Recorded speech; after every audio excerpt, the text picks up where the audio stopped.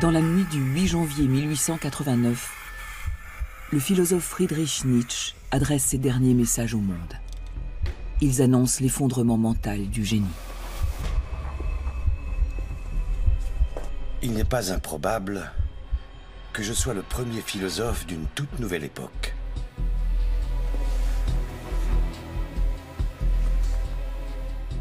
Quelque chose de décisif, d'inévitable, se situant entre deux millénaires.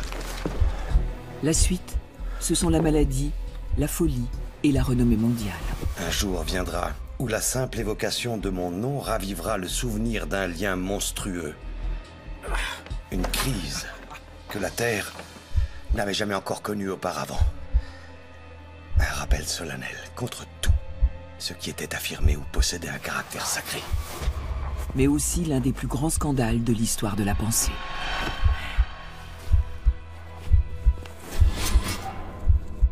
Je ne suis pas un homme, non.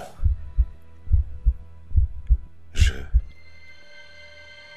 suis de la dynamite.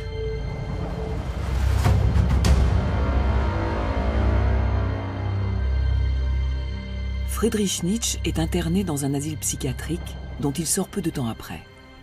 On le juge incurable.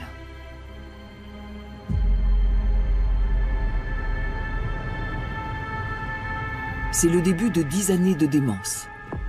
Il est recueilli par sa sœur à Weimar, où il vit totalement coupé de la vie publique.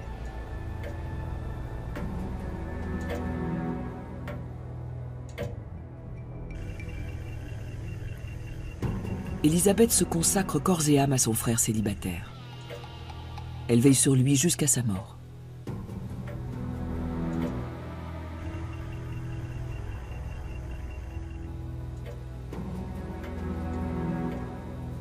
C'est précisément à cette époque que ses œuvres gagnent une large audience. Ses écrits, restés longtemps méconnus, sont publiés à grand tirage. Après son décès paraîtra un nouvel ouvrage, La volonté de puissance. 30 ans après sa publication, il vaudra au philosophe un triomphe posthume dont il se serait certainement bien passé.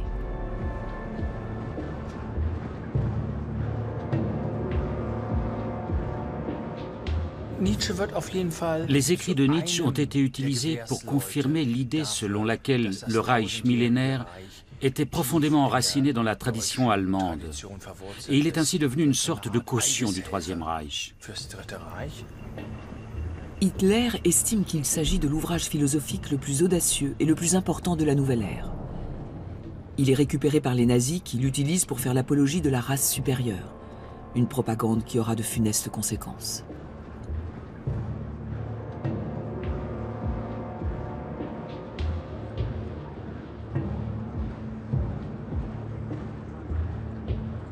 Cela a bien sûr façonné l'image de Nietzsche de manière décisive. On le voyait comme l'auteur de la volonté de puissance et du concept du surhomme. C'était un tour de force d'instrumentaliser l'un des plus grands critiques de l'esprit allemand pour en faire un philosophe au service du Reich. Et personne ne s'est douté de ce que cela cachait. Nietzsche a toujours été associé à l'idéologie nazie du sang et du sol. Mais a-t-il réellement rédigé lui-même la volonté de puissance? À cette période de sa vie, il n'avait plus la capacité mentale de le faire. Tous les comptes rendus médicaux attestent qu'il n'était plus en état de reconnaître ses proches ni de prononcer un mot. C'était une déchéance radicale. Patient incurable. Paralysie progressive et perte des fonctions cognitives à la suite d'une infection syphilitique. Tel est le diagnostic consigné dans les comptes rendus médicaux. À l'évidence, Nietzsche n'est donc plus capable d'écrire. Il réagissait encore de temps en temps quand on lui parlait. Il lui restait quelques bribes de mémoire, mais dans l'ensemble, il s'affaiblissait de plus en plus. Sans compter qu'il avait été victime de plusieurs AVC, son esprit jadis si aiguisé était devenu totalement éteint. On pourrait émettre l'hypothèse que le philosophe a rédigé la volonté de puissance avant de sombrer dans la folie. Dans ce cas, le manuscrit devrait se trouver parmi les documents qu'il a archivés de façon méthodique. Or, si vaste soit cet héritage, il ne contient pas de manuscrit de l'ouvrage en question.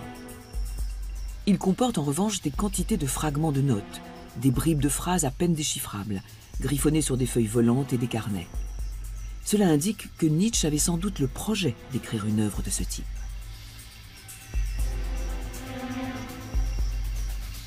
Mais il est certain qu'il ne l'a pas mené à son terme.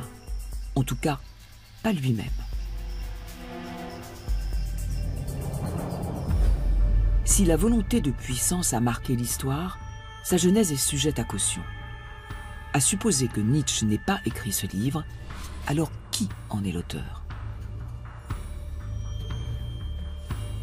Les soupçons portent en premier lieu sur la personne qui a géré les écrits du philosophe à la suite de son effondrement psychique. Sa sœur, Elisabeth. Elle est la seule à avoir la main mise sur l'ensemble des archives, qu'elle tient soigneusement à l'écart du public, tout comme son frère. Désormais, elle contrôle toutes les publications qui paraîtront sous le nom de Nietzsche, à savoir chaque pensée, chaque idée qu'a exprimée le philosophe. À partir de fragments de notes choisis par ses soins, aurait-elle composé de toutes pièces ce livre que Nietzsche n'a jamais écrit? Et si tel est le cas, pourquoi aurait-elle agi ainsi? Après tout, elle semblait très proche de son frère, du moins en apparence. Sur certains clichés, elle se montre très attentionnée et affectueuse envers lui. Or, quand on connaît la réalité, on ne peut que se détourner avec épouvante de ces photos. Les réponses à ce soupçon de falsification sont à chercher dans la relation particulière entre Nietzsche et sa sœur.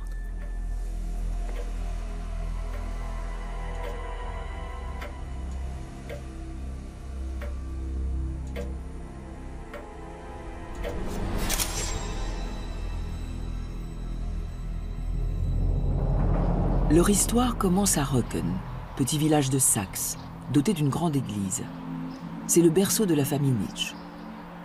D'après son extrait de baptême, Friedrich Wilhelm Nietzsche a été baptisé ici le 15 octobre 1844 par son propre père, pasteur luthérien. 2 ans après, c'est au tour de sa sœur Elisabeth. Les 2 enfants n'ont que 4 et 2 ans lorsque leur père meurt soudainement.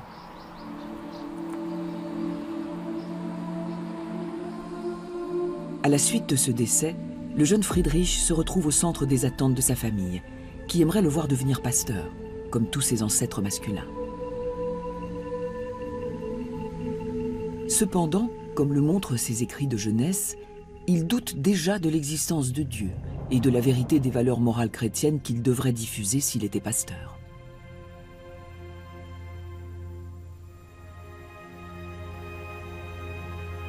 Tandis que le jeune homme surdoué cherche sa propre voie, on apprend à sa sœur, comme à toutes les jeunes filles au milieu du XIXe siècle, que ce sont les hommes qui font tourner la roue de l'histoire, et que le rôle des femmes consiste à les soutenir avec dévouement.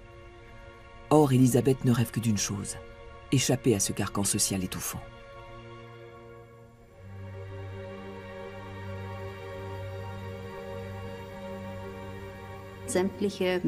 Tous les hommes étaient pasteurs, du côté paternel comme maternel. Quant aux femmes, elles étaient toutes mariées à des pasteurs, et Elisabeth était censée suivre la même voie. Mais plus elle avançait en âge, plus elle s'est entêtée à faire de son frère un conjoint de substitution en quelque sorte, et à vivre à ses côtés. Apparemment, Nietzsche remplit ce rôle de bon gré. À 25 ans, lorsqu'il est nommé professeur de philologie classique à l'université de Bâle, Elisabeth le suit. Pour son frère, c'est le début d'une carrière très prometteuse.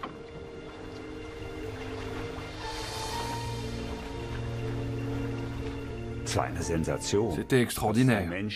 Cet universitaire de 25 ans, nommé professeur alors qu'il n'avait même pas terminé sa thèse. Cela donne une idée de son génie.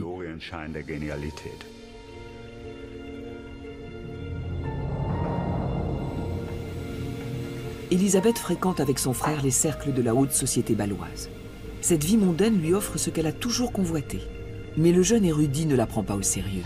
Il se moque d'elle en la surnommant le lama, sous-estimant ainsi sa volonté de s'imposer. C'était merveilleux pour Elisabeth de fréquenter les collègues de son frère à Bâle. Elle appréciait d'avoir ses entrées dans ce milieu. Elle aimait beaucoup les mondanités, le fait d'être en représentation. Tout cela l'impressionnait beaucoup.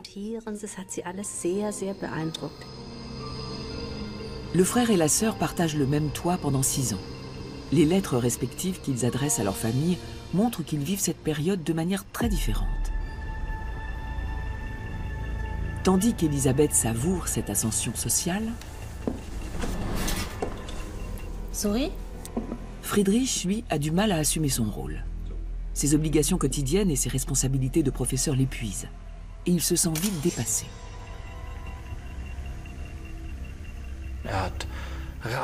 Il souffrait de migraines terribles. Il avait souvent des crises d'angoisse. Il avait besoin de quelqu'un qui le réconforte. Nietzsche n'a pas seulement besoin de réconfort, mais aussi de nouvelles perspectives professionnelles.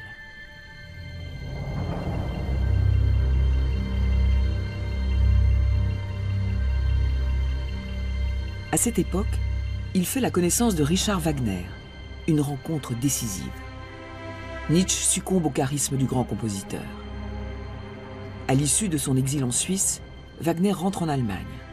Il caresse un projet grandiose et inédit, créer un théâtre musical à Bayreuth, le premier opéra national de l'Empire allemand.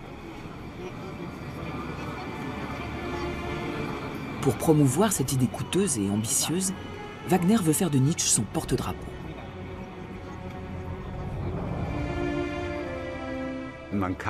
D'après leur correspondance, on constate que Wagner était enthousiasmé par ce jeune homme très brillant. Ce dernier a élargi l'horizon du compositeur dans le domaine de l'histoire et de la philosophie de l'Antiquité. De plus, Wagner avait le sentiment que Nietzsche lui était entièrement dévoué, et il a très vite vu en lui un partisan de sa propre cause.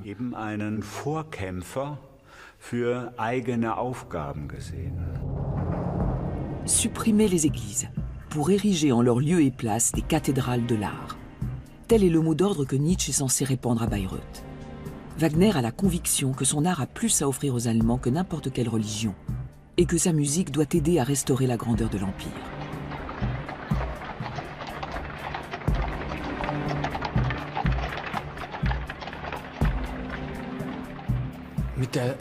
L'unification du Reich en 1871 constitue l'aboutissement d'un objectif de longue date. Beaucoup de gens avaient toutefois le sentiment que cet empire, dont l'unification avait été si rapide, était dépourvu de substance intérieure, d'âme, comme on disait alors.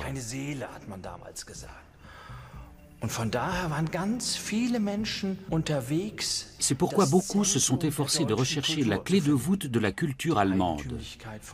Et la particularité de Wagner et de Nietzsche, c'est qu'ils voulaient trouver cette clé de voûte dans la musique.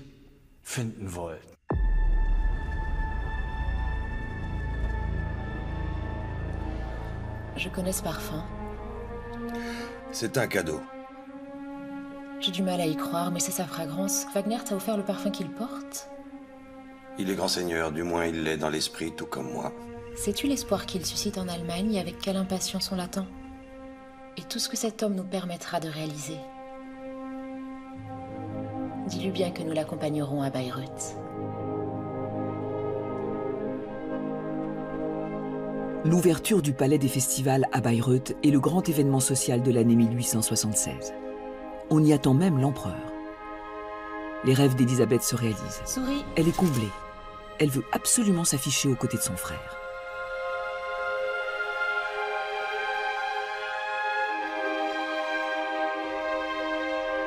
Mais cette fois-ci, Friedrich ne va pas se conformer aux attentes de sa sœur.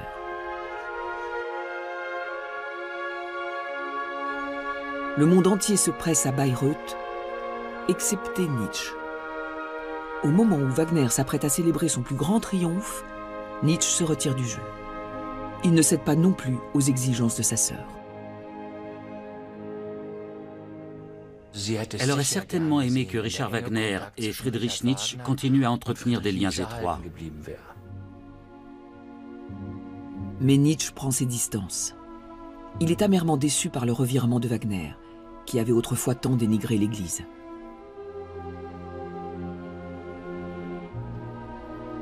La scène du baptême, dans Parsifal. La symbolique chrétienne confère à cet opéra une dimension mystique.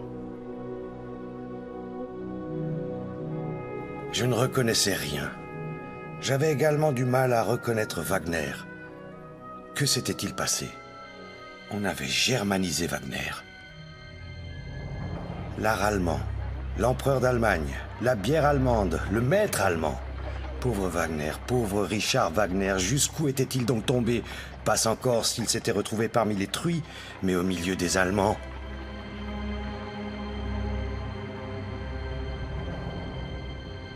La provocation fait mouche et Nietzsche coupe les ponts avec le compositeur. Il ne reparaîtra plus au Palais des Festivals, le fief de Wagner.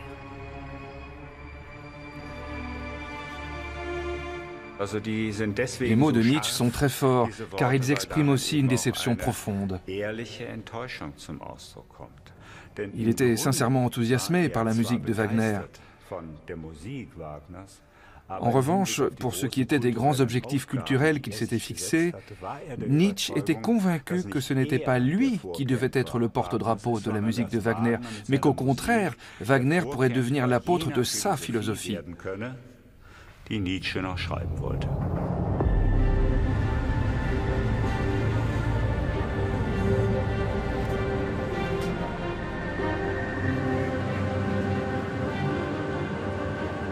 L'impatience me rongeait. Je compris qu'il était grand temps que je prenne sur moi. À ce moment-là, mon instinct m'ordonnait inexorablement de céder à toute pulsion. Toute autre forme de protection se détachait, pour ainsi dire, de moi.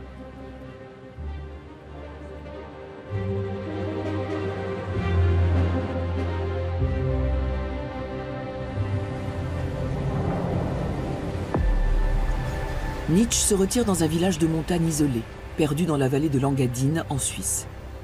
Il espère s'y reposer physiquement et mentalement.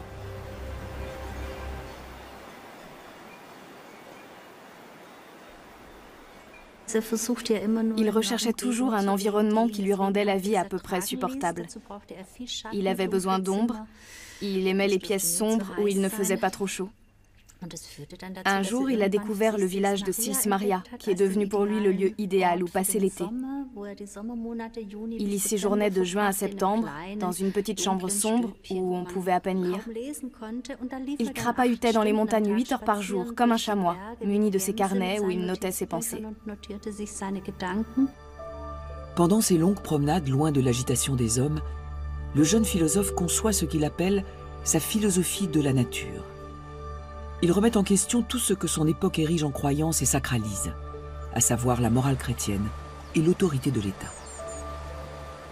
En quoi puis-je croire si je ne peux plus croire en rien? À aucune rédemption, à aucun au-delà. N'errons-nous pas dans le cosmos comme en un vide absolu? Dieu est mort. Dieu restera mort et tout s'écroule autour de nous. En quoi l'homme qui a perdu Dieu doit-il donc croire? La réponse de Nietzsche est sans concession. Crois en toi, en ta propre force. N'espère aucune rédemption dans l'au-delà. Délivre-toi toi-même. Libère-toi de toute morale dominante. Ne suis aucune idéologie, aucune religion, aucun dirigeant. Suis ta propre voie. Deviens qui tu es.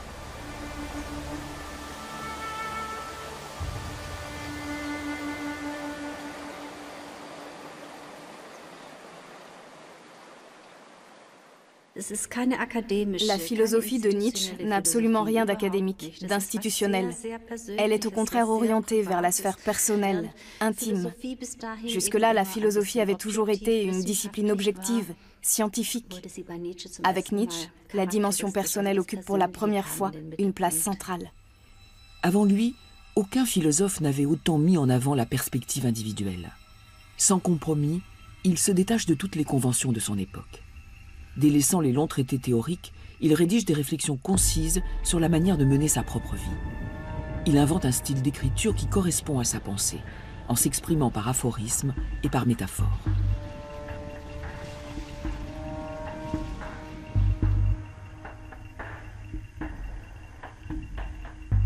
C'est passionnant d'entrer dans l'atelier nomade de Nietzsche, si l'on peut dire, et d'observer la manière inédite qu'il avait de travailler et de formuler ses idées. Il a redonné à la philosophie une mission existentielle.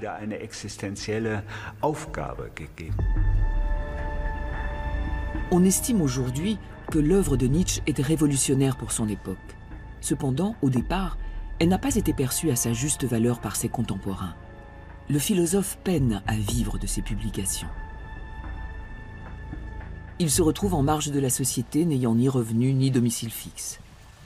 À 35 ans, il atteint un point de non-retour lorsqu'il met un terme à son activité d'enseignant. Cette période marque aussi la fin de la cohabitation avec sa sœur.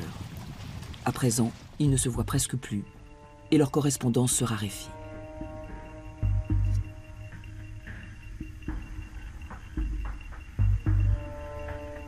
Nietzsche menait une vie nomade entre Sils Maria, Gênes et Nice, vivant dans de modestes logis.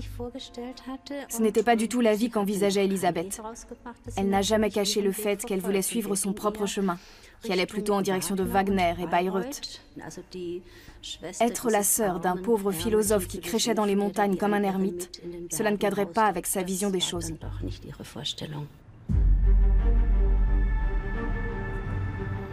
Elisabeth s'est attirée les bonnes grâces de Richard Wagner. La jeune femme de 33 ans séjourne régulièrement quelques semaines dans la villa familiale Van Fried, accédant ainsi à l'un des cénacles les plus en vue du pays. Comblée, elle écrit à son frère qu'elle savoure la confiance intime du maître et entend le convaincre de la pertinence des idées de Wagner.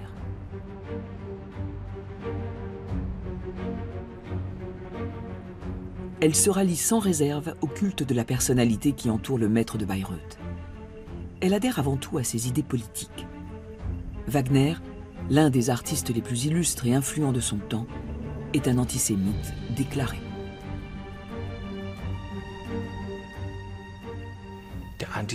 L'antisémitisme est un élément essentiel chez Wagner. Ce que le compositeur reproche aux Juifs, c'est précisément ce dont on l'a toujours accusé. Le sensationnalisme, la vanité, la vacuité intérieure. Wagner partage l'état d'esprit qui anime bon nombre de ses contemporains. Dans l'Empire, le nationalisme est en marche, et dans les couches supérieures de la société, les Juifs sont mis à l'écart.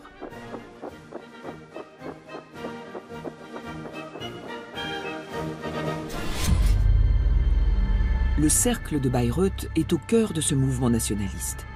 Elisabeth y adhère. Elle confie avec enthousiasme à son frère qu'elle y a fait la connaissance d'un homme qui s'enflamme pour les mêmes convictions qu'elle.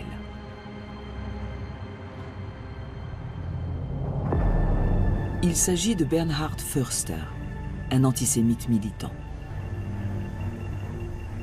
Pendant des mois, Elisabeth cherche à le conquérir. Finalement séduit par ses talents d'organisatrice, il l'épouse. Après leur mariage, Elisabeth le suit pour réaliser un projet délirant. Bernhard Förster a l'intention de fonder en Amérique du Sud une colonie sans juifs, un paradis arien au beau milieu des marécages du Paraguay.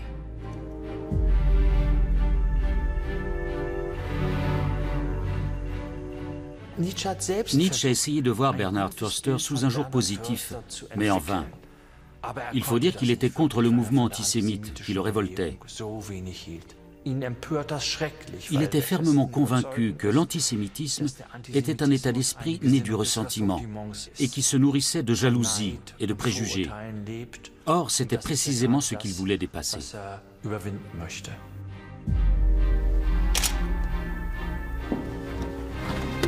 Le 6 mars 1885, Nietzsche revoit une dernière fois sa sœur avant son départ pour le Paraguay. Il ne prenait pas son projet au sérieux. À présent, elle le met devant le fait accompli.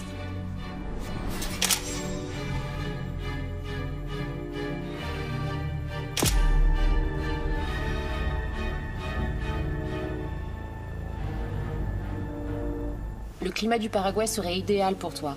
Rends-toi compte, une vie sans connaître de migraine. C'est ce qui t'attend au Paraguay, et nous serions uniquement entre nous. Qui ça, nous? Nous, les Allemands. Nous devons veiller à garder la pureté de notre race. Mais qui dit ça? Wagner. Wagner. Wagner apprécie tant nos marécages qu'il a décidé de partir jusqu'au Paraguay pour y fonder une nouvelle colonie au milieu des marécages.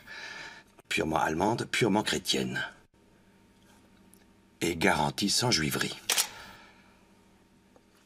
Tu devrais le prendre au sérieux. Wagner? Qu'est-ce qu'il représente? Une nouvelle maladie?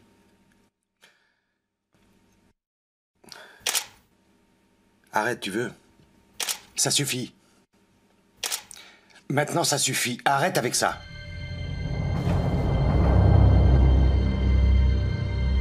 Les chemins de Friedrich et d'Elisabeth se séparent. Tandis qu'elle choisit de suivre Förster dans son projet fou, son frère part seul sillonner l'Europe.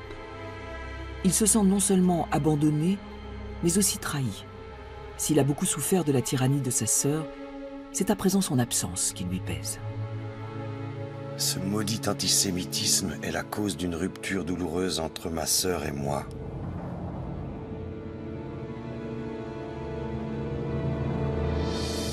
Je ne m'enthousiasmerai jamais pour cette créature de race allemande, et encore moins d'œuvrer à la conservation de la pureté aryenne. Bien au contraire.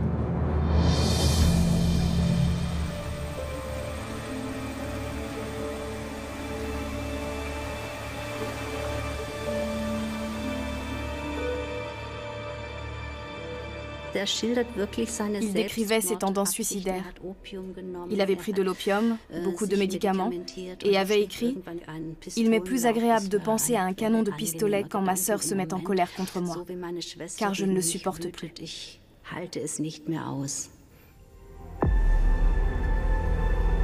Le philosophe souffre de violentes crises psychiques. C'est seulement en ayant recours aux médicaments et aux drogues dures qu'il parvient à surmonter son effondrement physique.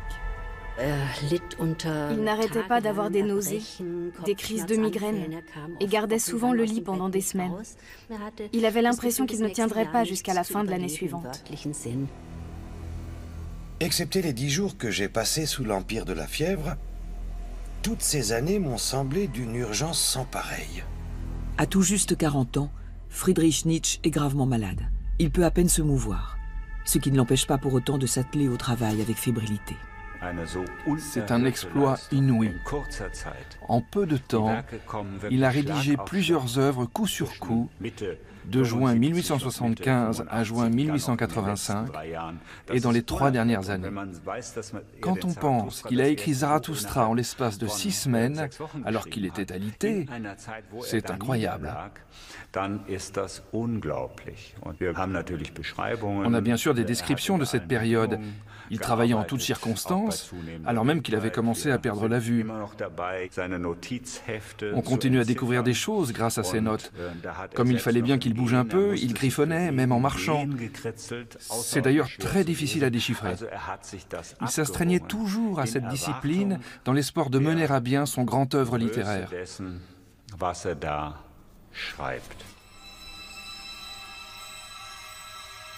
En 6 semaines, Nietzsche fait descendre le prophète Zarathustra de la montagne de la connaissance. L'œuvre présente le parcours d'un sage qui ne s'adresse plus qu'à lui-même. Un nomade qui célèbre la mort de Dieu comme une libération personnelle et qui s'est affranchi de la quête des vérités ultimes. Un ermite qui n'a plus besoin de personne, qui a surmonté la haine et le ressentiment, qui vit en harmonie avec lui-même et les forces cosmiques. Un surhomme.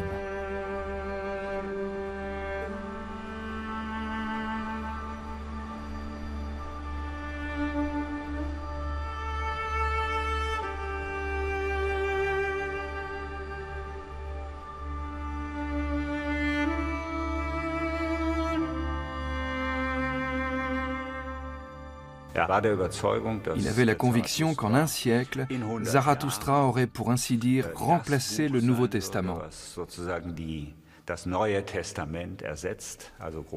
Beaucoup d'éléments stylistiques de Zarathustra font d'ailleurs écho à la Bible.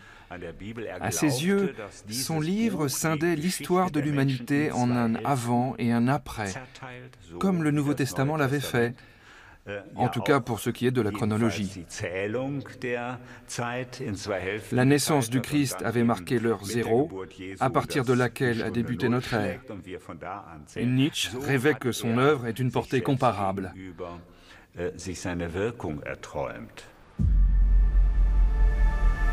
Nietzsche considère Zarathustra comme l'apogée de sa création philosophique, son œuvre majeure.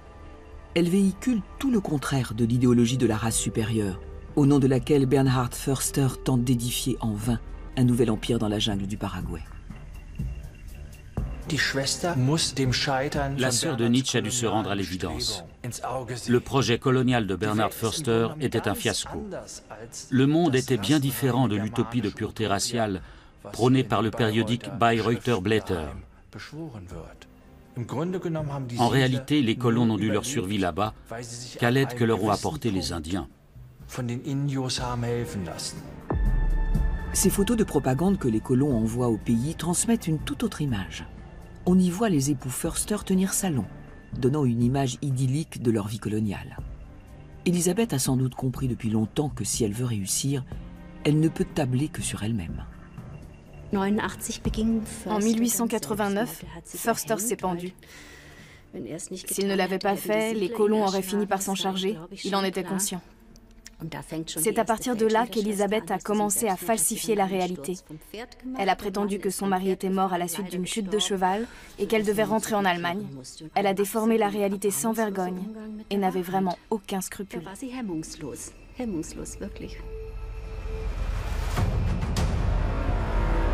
À la même période, au début du mois d'octobre 1889, Nietzsche arrive en Italie du Nord, à Turin.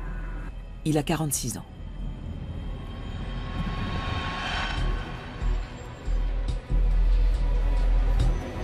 J'occupe le même appartement que l'an dernier, au 6 de la Via Carlo Alberto, juste en face du majestueux palais Carignano. Je n'ai jamais connu d'automne semblable à celui-ci, ni même imaginé qu'un tel summum soit possible. Chaque jour était d'une perfection absolue.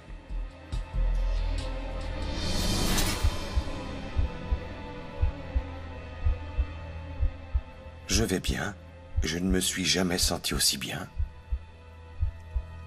Triomphez avec moi car tous les cieux s'ouvrent à moi. Je viens de prendre possession de mon empire. Je ferai fusiller Guillaume devant mes yeux. Puis Bismarck. Et ensuite tous les antisémites. Y compris toi. Ma sœur. Ouais. Y compris toi.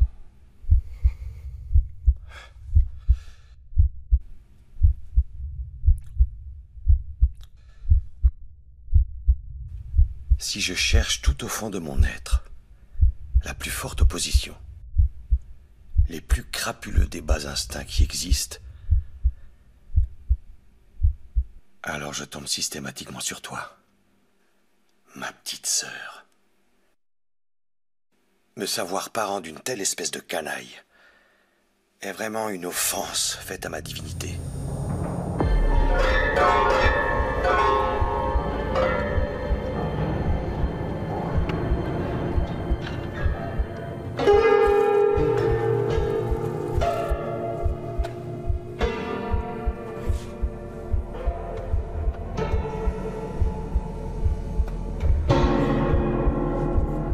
Nietzsche se doute-t-il qu'Elisabeth est revenue du Paraguay? Après l'échec du projet de son mari, elle a besoin de redonner un nouvel élan à sa vie. La maladie psychique de son frère lui en donne l'occasion.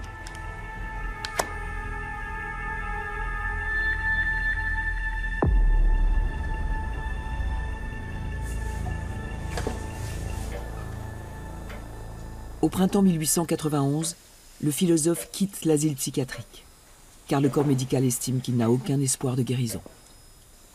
Au cours de la même année, Elisabeth décide de revenir en Allemagne pour s'occuper de lui. Dès lors, elle met tout en œuvre pour apparaître comme une sœur dévouée, dont le seul but serait de prendre soin de ce frère qu'elle admire, tout en veillant sur son héritage littéraire et en le préservant. Elle poursuit cet objectif avec une énergie extraordinaire. et fait aussi preuve d'une stratégie remarquable.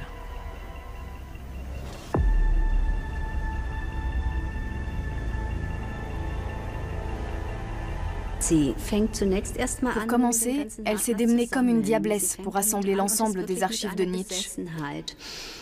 Elle savait que son frère avait déjà évoqué dans son entourage la relation tendue qui existait entre eux, et elle ne voulait pas que cela s'ébruite.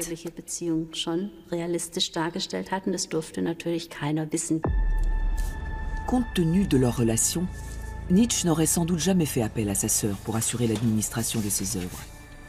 Et cela aurait de toute façon peu intéressé Elisabeth, aussi longtemps que le succès commercial n'était pas au rendez-vous. Mais à présent, elle se lance dans une quête sans relâche à travers l'Europe, pour rassembler jusqu'au moindre pense-bête ou brouillon écrit de la main de son frère.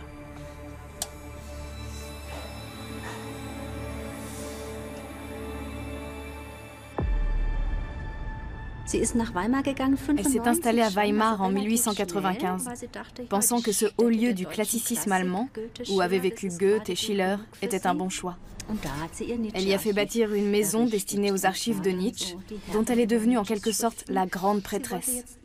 Son but était d'élever un lieu de culte, et elle y est parvenue.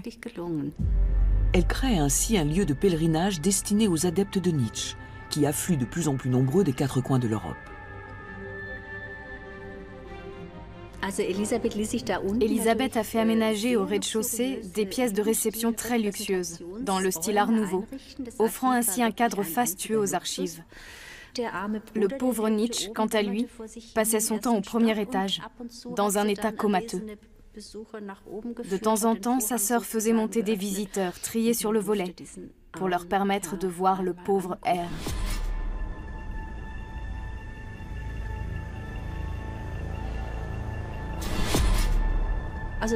C'était vraiment écœurant. Elle en faisait une vraie bête de foire. Désemparé et à la merci de sa sœur, Nietzsche devient malgré lui la vedette d'un triste spectacle, dont la presse se fait l'écho. Seules les personnalités les plus en vue peuvent lui rendre visite. On ne pouvait pas approcher Nietzsche comme ça. Il fallait écrire de longues requêtes pour y être enfin autorisé. On était alors conduit sur le balcon de la Villa Silberblick pour voir le malade.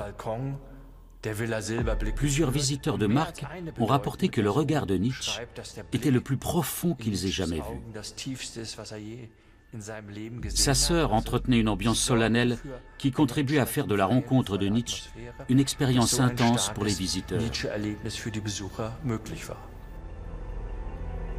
Sur les photos, Elisabeth met en scène son frère pour plaire au public, désireux de le voir comme un mystérieux génie, comme le prophète de la nouvelle ère.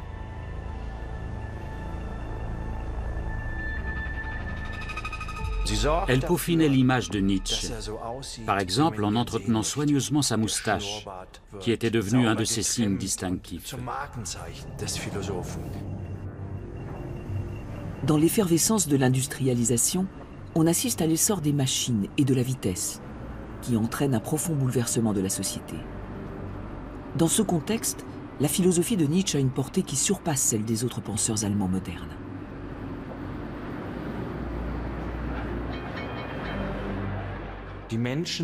Les gens lisent Nietzsche car ils ont le sentiment qu'il apporte des réponses pour l'avenir.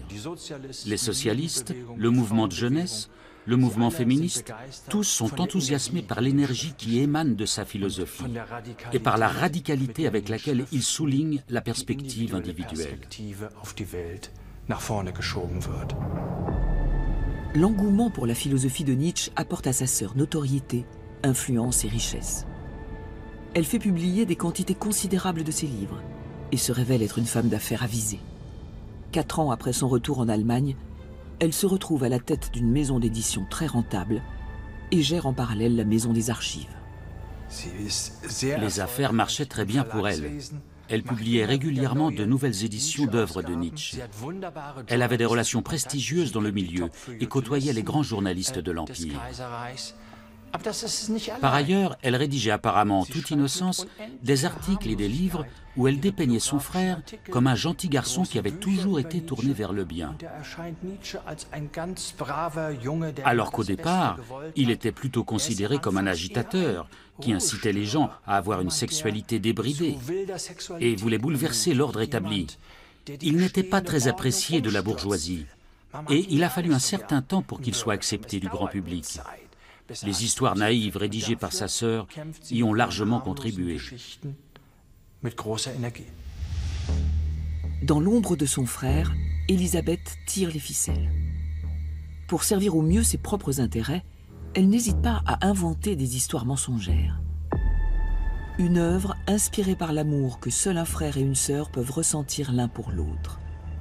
Tel est le sous-titre d'une biographie qu'Elisabeth a publiée sur son frère. Elle y évoque un amour fraternel harmonieux qu'elle tente d'étayer par de nombreuses lettres.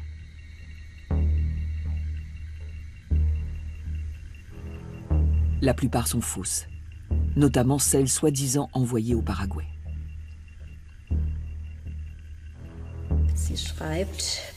Nietzsche écrit, ou plutôt, elle écrit par exemple, « Jusqu'à présent, je n'ai pas trouvé un autre être féminin avec qui je m'entende bien et dont la présence ne m'ennuie ni ne m'agace. » L'accent est mis sur « un autre » pour souligner qu'Elisabeth était jusque-là la seule femme dans sa vie.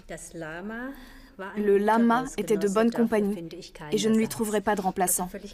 Il est évident qu'elle a écrit ce faux pour se mettre en vedette et valoriser le rôle unique qu'elle jouait dans la vie de son frère. Pour travestir la réalité de la relation qu'elle entretient avec son frère, Elisabeth ne recule devant rien. Pour preuve, ces traces de brûlure qui apparaissent sur des documents originaux. Ce sont des lettres personnelles de son frère, dont certains passages ont été opportunément brûlés. Elisabeth s'est ainsi adressée à elle-même des lettres que Nietzsche destinait à d'autres personnes. On a ici deux exemples, à commencer par cette lettre de Nietzsche pour sa mère. Elisabeth en a bien sûr effacé la formule « chère mère » et l'a remplacée par « cher lama ». Apparemment, la mère était mentionnée à plusieurs reprises dans la lettre, qui a dû être scindée en 3 parties, moyennant la suppression des passages correspondants. Autre exemple, la lettre de droite était adressée au départ à Malvida von Meisenburg. Le bord supérieur a été brûlé et la formule de salutation a été remplacée par « cher lama ». Voilà comment elle procédait. Ensuite, elle prétendait que la caisse où étaient archivées les lettres avait pris feu, par accident bien sûr, ce qui expliquait pourquoi la lettre était incomplète. Dans d'autres cas, elle a fait disparaître des portions de texte en grattant le papier avec une lame de rasoir, ou elle a effacé l'encre à l'aide de ciseaux. Elle ne manquait pas d'imagination et son énergie frauduleuse était sans limite.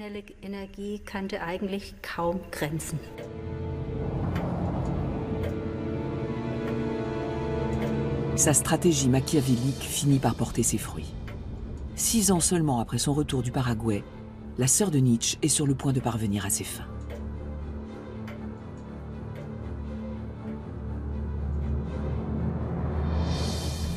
À l'âge de 54 ans, elle entame enfin la carrière à laquelle elle aspirait tant.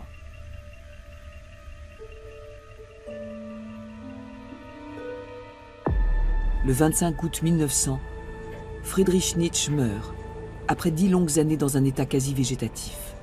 Sa sœur a sans doute été sincèrement affectée par le décès de son frère, qu'elle admirait tant. Mais désormais, plus aucun obstacle n'entrave sa volonté de puissance. 1 an après la mort de Nietzsche, elle prend la décision d'éditer le fameux ouvrage. Elle n'a pas osé le faire avant.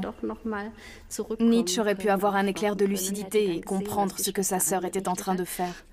Elle a donc attendu qu'il soit décédé, avant d'agir sans tarder. En 1901, elle publie donc ce qu'elle présente comme l'ouvrage de référence de son frère, son véritable chef-d'œuvre. Elle a le sentiment que pour être vraiment crédible, il lui faut proposer un système qui tienne la route. D'où sa manière de structurer la volonté de puissance avec des subdivisions et des titres intermédiaires pour en faciliter la lecture. Elle a réorganisé des passages et élaboré de nouvelles idées centrales, notamment en faveur de l'antisémitisme et d'une certaine exacerbation de l'identité allemande. En fin de compte, elle a composé cet ensemble à partir de textes que Nietzsche n'avait pas prévu de publier tels quels. Pendant des années, Nietzsche a eu le projet de mener à bien cet ouvrage. On a retrouvé 6 carnets manuscrits à ce sujet, que les spécialistes n'ont pas encore fini d'étudier. Élisabeth a puisé librement dans ses notes. Elle a modifié des passages entiers, en a falsifié ou complété d'autres. Elle a élaboré de nouvelles notions qui correspondaient non pas aux convictions politiques de son frère, mais bien aux siennes. Jamais le philosophe n'aurait composé l'ouvrage de cette façon.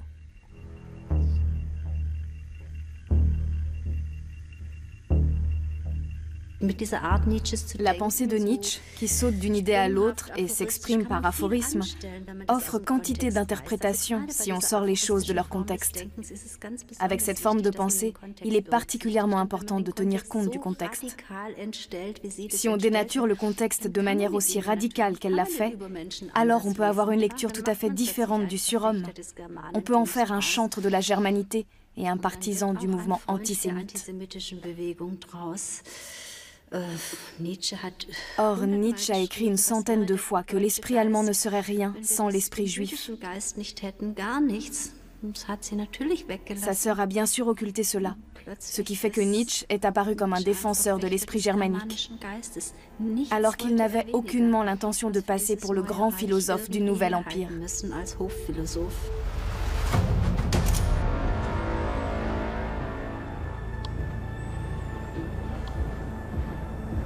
Élisabeth a toujours misé sur des hommes qui voulaient marquer l'histoire de leur empreinte. En 1933, arrive au pouvoir celui qui allait bouleverser à jamais le cours des événements. La sœur de Nietzsche lui apporte un fondement intellectuel qui nourrit sa propagande. Rien n'est plus éloigné de la philosophie de Nietzsche que l'hystérie qui s'empare des masses ces années-là. Pourtant, il est désormais l'auteur culte de ceux qui se proclament de la race des seigneurs et prétendent restaurer la grandeur de l'Allemagne. Adolf Hitler cherche à se rapprocher du souvenir de Nietzsche par le truchement d'Élisabeth, à qui l'on doit selon lui la prise de conscience des grands objectifs de la race aryenne. Hitler lui rend fréquemment visite. En l'espace de 14 mois, il répond 8 fois aux invitations qu'il a reçues pour venir à Weimar, comme le note Élisabeth dans son journal.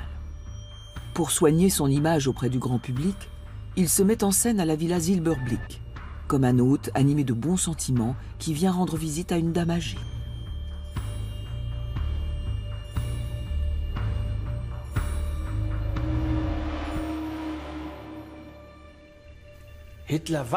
Hitler est conscient de la valeur accordée au symbole. Il parvient très bien, au prix d'un léger glissement, à utiliser à ses fins l'image de Nietzsche qu'a façonnée Élisabeth. Il cultive l'image de sa propre profondeur. Je ne pense pas que ses visites à Weimar aient été guidées par une quelconque quête d'inspiration intellectuelle. Avec Bayreuth, les archives Nietzsche comptent parmi les plus grands sites culturels de la propagande nationale-socialiste.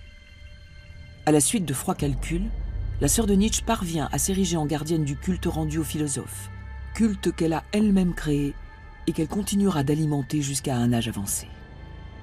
Elle obtient enfin la reconnaissance à laquelle elle a toujours aspiré. À 86 ans, elle fait partie des femmes les plus influentes du pays. À la fin de sa vie, Elisabeth Förster-Nietzsche a atteint son but, être au cœur du pouvoir.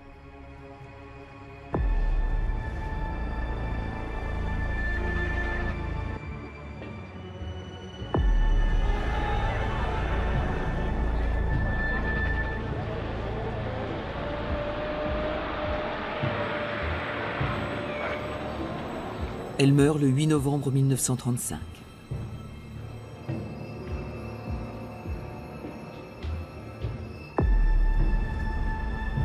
Hitler vient en personne assister à ses funérailles, tel un fils endeuillé faisant ses derniers adieux à sa mère.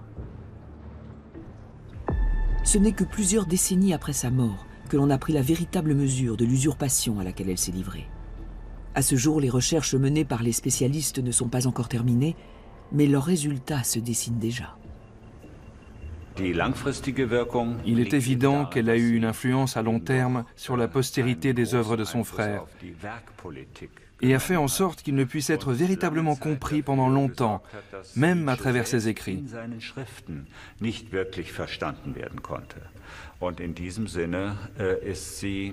À cet égard, elle reste un personnage de l'histoire de la pensée allemande dont on aurait préféré qu'elle n'ait aucun lien avec Nietzsche.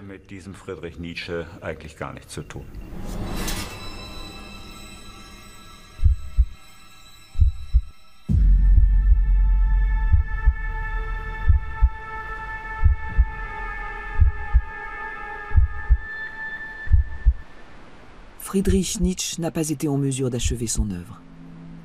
Toutefois, il nous a légué un message intemporel qui contredit la folie perpétrée en son nom à travers l'Allemagne.